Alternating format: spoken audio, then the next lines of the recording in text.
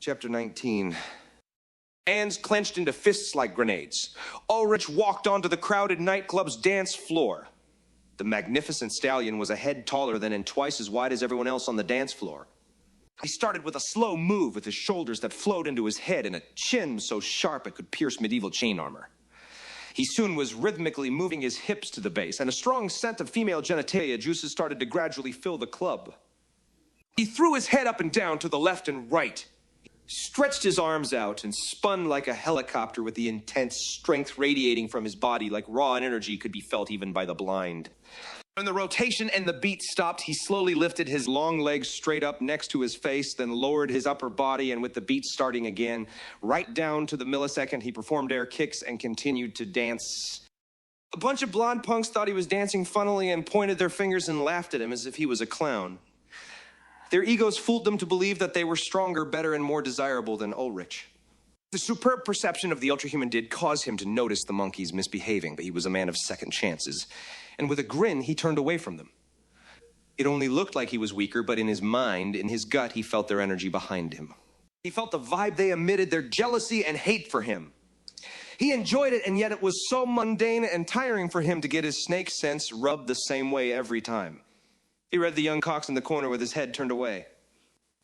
Another song changed, and he started a friendly dance with a short, average-looking woman next to him who was trying really hard with makeup and clothing to look better than she actually did. She looked fake.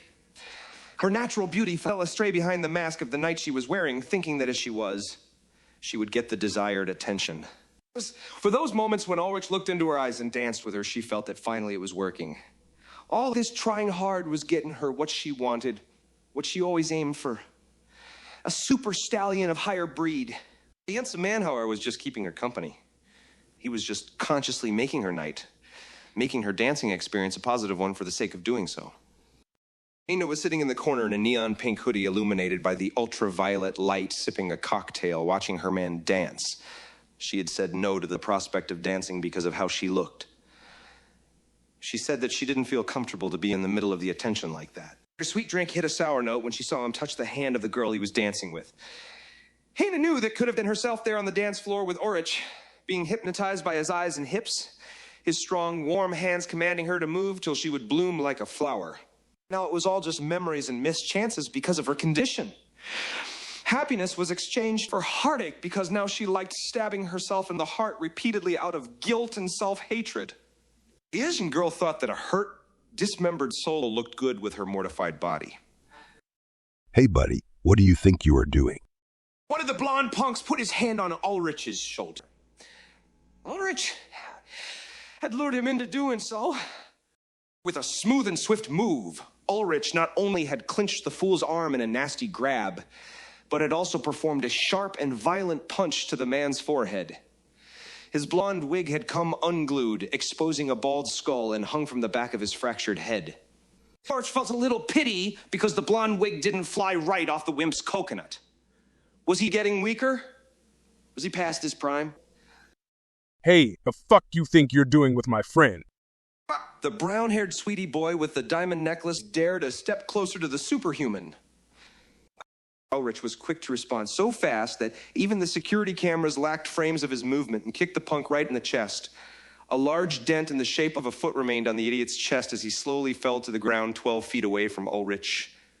They looked each other in the eyes, and the look in the sweet young man's eyes communicated to the superhuman that he was in disbelief, for he did not expect to die this very night.